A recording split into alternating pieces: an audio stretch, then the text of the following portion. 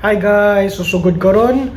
Magtabi ko about sa Canadian dollars. Canadian dollars to Philippine peso exchange rate today. Sugod ta. 5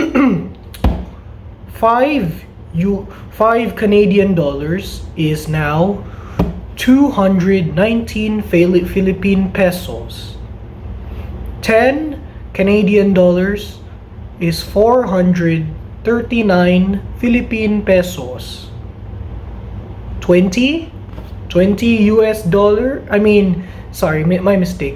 20 Canadian dollars is now 878 Philippine pesos. 50 Canadian dollars is now 200, my mistake. 50 Canadian dollars is 2,196 Philippine pesos. Again, for $5 is 219 Philippine pesos.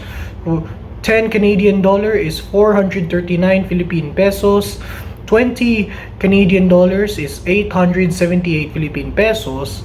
And for 50 is 2,196 Philippine pesos.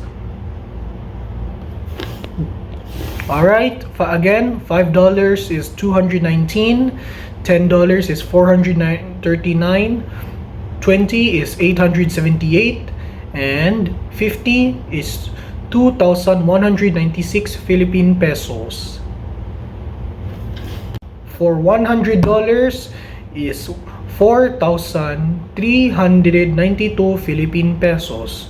Again, 100 Canadian dollars is 4,392 Philippine pesos.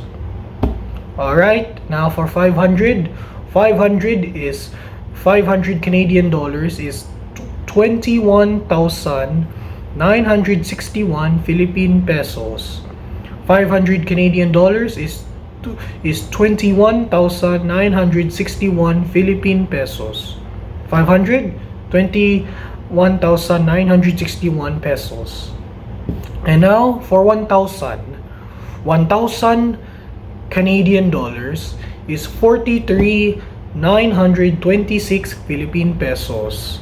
1,000 Canadian dollars is converted to 43,926 Philippine pesos.